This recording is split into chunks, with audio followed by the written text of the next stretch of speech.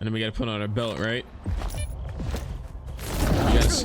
Oh, Stalker 2, it's finally here, and I couldn't be more excited to finally just showcase some gameplay to you guys. I finally went ahead and downloaded the game day of course. I did stream this live on YouTube and on Twitch, so if you do want to go ahead and check out my further live streams, please check out all my socials. Of course, all of that will be listed down below in the description. As well as real quick, we had some awesome people in the community chilling out in the chat, so I appreciate all you guys that came through. And of course, we are now on the way to 20,000 subscribers, so if you guys want to follow the journey, please hit the subscribe button, and of course don't forget to hit the notification bell and like this video if you do end up liking it, as it helps out the channel. So anyways, this is going to be a quick rundown of my first initial thoughts on Stalker and some gameplay as well, to kind of showcase what I went through and what the stream saw as well firsthand. And of course, I'm going to exclude any major story elements. Now of course, in the beginning there's not many big story drops, but I will say you do need to experience it for yourself. And of course,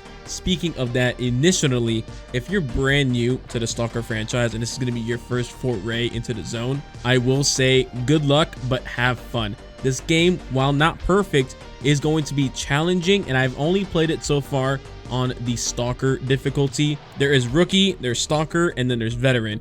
Now, I can't only imagine what veteran will be like, but I will say if you're brand new to the zone, definitely hit the rookie difficulty. And that's okay, because that's what you are. You're a rookie to the zone. You're brand new. You need to get your feet wet. It's going to be tough at first, especially in certain areas, which I'm not going to go ahead and say, but a lot of it is up to you and your choices, which is amazing, which is what we wanted from a Stalker game anyways. But on top of that, I will say if you are a veteran of the zone, you're going to find yourself getting used to a couple new things, but almost feels like it's familiar within the entire world around you. So everything from anomalies around, throwing bolts, getting anomalies, pretty basic stuff, but even just the way certain enemies play out and the way they attack and stuff like that, some of it's kind of different, but some of it is familiar. So again, it is what it is, but it's a brand new game as well. Also, I have to say, UE5 looks amazing in certain areas. I will say, I think there's other games that run on Unreal Engine 4 that look better in some areas that Stalker 2 does using Unreal Engine 5. While it may be an upgrade from the X-Ray engine,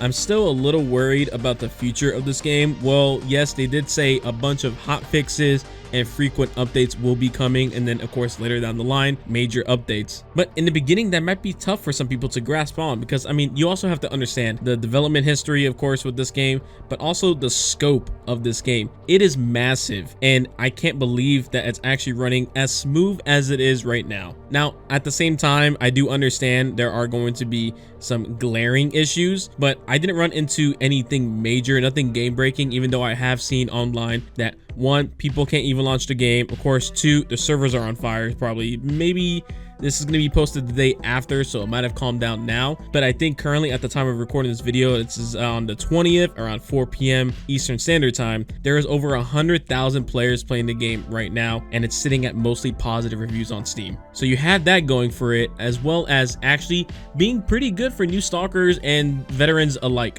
So you really do have a really good and decent foundation. And of course, on top of that, we have hot fixes coming down the line, and of course later down as well, mod support. And well, mods already are supported for this game, but mods will be rolling out eventually, and I'm very curious to see what's going to be fixed. There are some glaring issues that I might see become a mod as well, to kind of just like tweak a couple things here and there, but that's up to you to decide. Of course, I think basically the way it is right now, it is a fun game. I'm already addicted.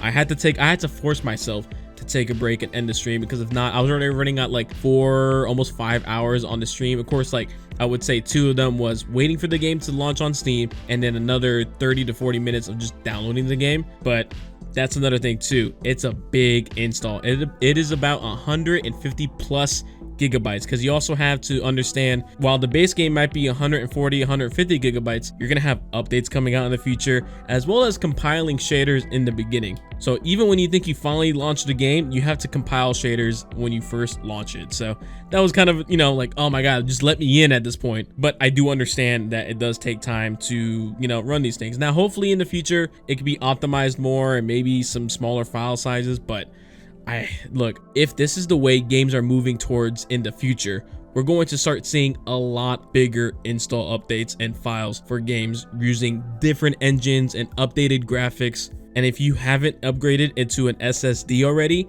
now's the time to do it. You really need to at least have this running on an SSD, let alone something like an NVMe as well. Now, this is also speaking to my PC guys. I know a lot of console people don't have to worry about this. They just have to kind of just stick with what they have. But I will say, even 150 gigabytes on an Xbox right now is asking a lot for some people to almost uninstall some of their favorite games just to play Stalker 2. So maybe an external hard drive. I don't know too much about consoles anymore. I used to. So whatever helps you guys with storage space and speed as well too, just go ahead and do that, because I think you're going to need it for this game. But to be honest, that's really much it. I don't really have much else to say other than, of course, you're gonna have to give this game some time. I personally bought it and pre-ordered it because I wanted to make content for you guys. But if I wasn't making YouTube videos and I was just playing the game, I probably would have waited until maybe a couple days later until some more hotfixes come out. And of course, seeing the reviews. Now, some reviews are very skewed into one direction, and some are decent and some are just absolutely like praising the game completely. While this game is not perfect, it's actually really pretty good for what it is.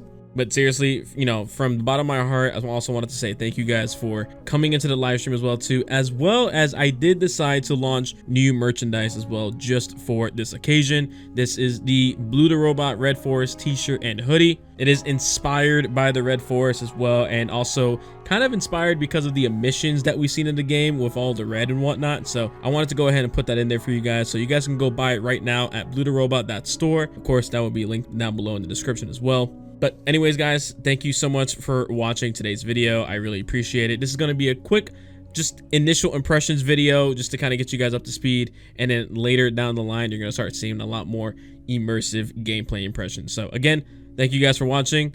Don't forget to hit the like button and subscribe. And I'll see you guys in the next video. Peace.